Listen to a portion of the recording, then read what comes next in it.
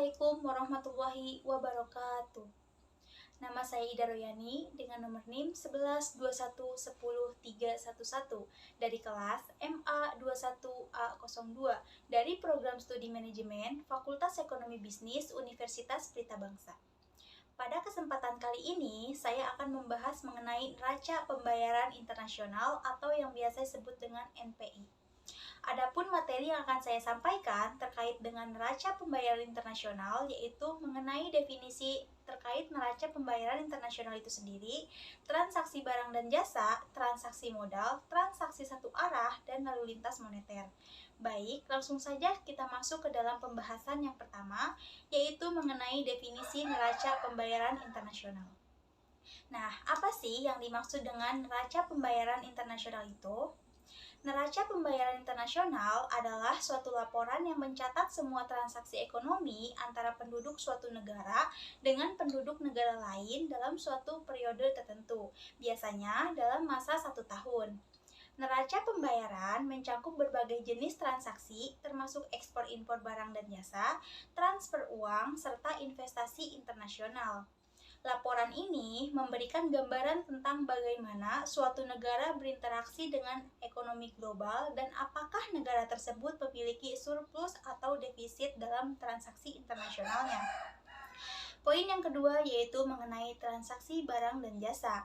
Transaksi barang dan jasa merupakan bagian dari NPI yang mencatat dan mencangkup semua transaksi perdagangan yang terjadi antar suatu negara dengan negara lain yang melibatkan barang dan jasa.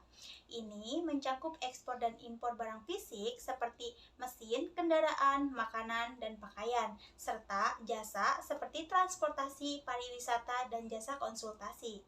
Transaksi barang dan jasa menjadi bagian penting dalam neraca pembayaran karena mereka mencerminkan tingkat daya saing suatu negara di pasar global serta hubungan perdagangan antara negara-negara tersebut.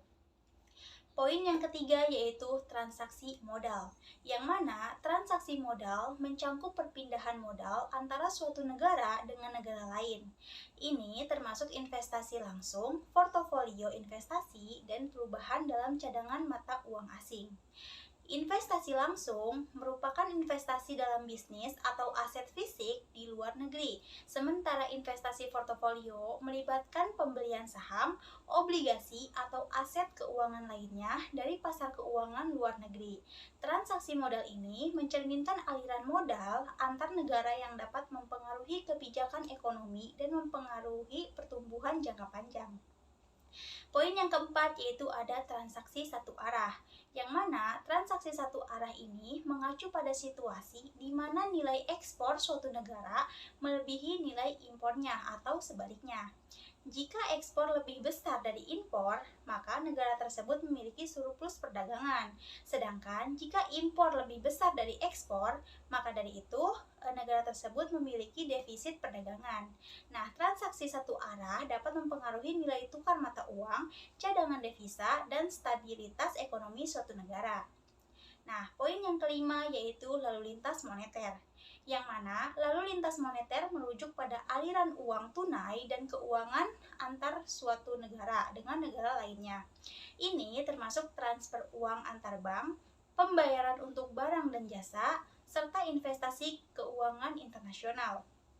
Lalu lintas moneter mencerminkan aktivitas ekonomi yang terjadi di pasar keuangan global dan dapat mempengaruhi nilai tukar mata uang, suku bunga, dan stabilitas ekonomi suatu negara.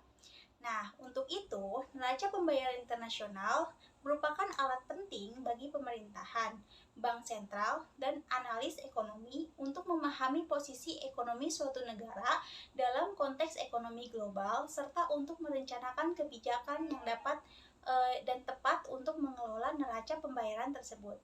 Mungkin sekian materi yang dapat saya sampaikan, kurang lebihnya mohon maaf. Wassalamualaikum warahmatullahi wabarakatuh.